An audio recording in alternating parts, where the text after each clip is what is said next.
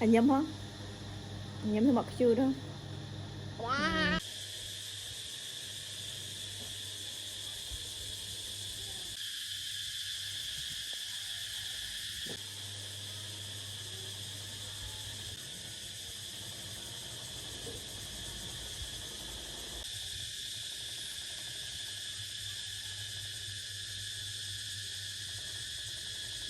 Hay nhà nó.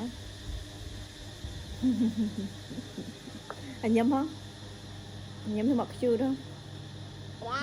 Hay nhảm á, cành chẳng hay nhảm á. Oh my god, hai nhà hay nhảm. Vậy hả cành?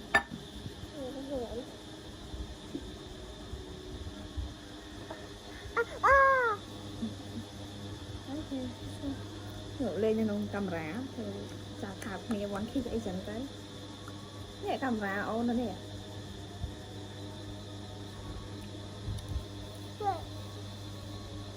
camera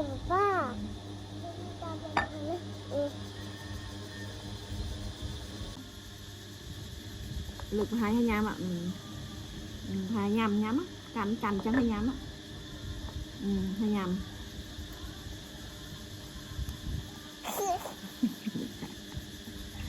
ít đó.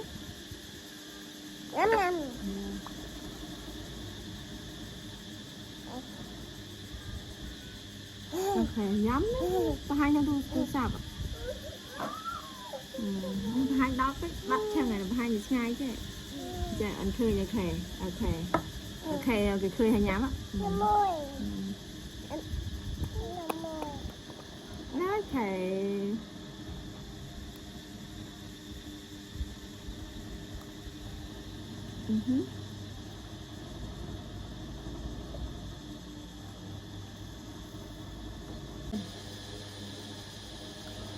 Được vào hai cái không?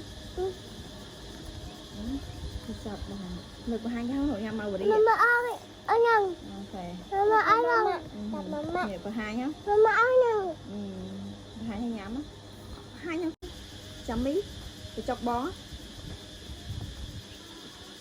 Nhắm.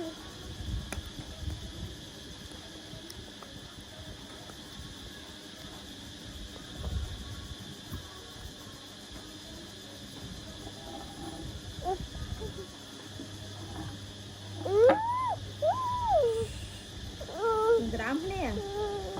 Gram nè nó cầm ra cầm ra. Nè, cầm ra.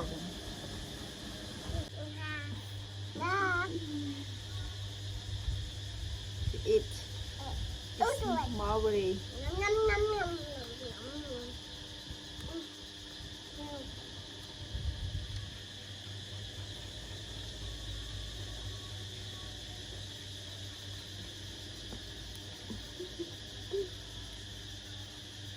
Aman, aman, aman.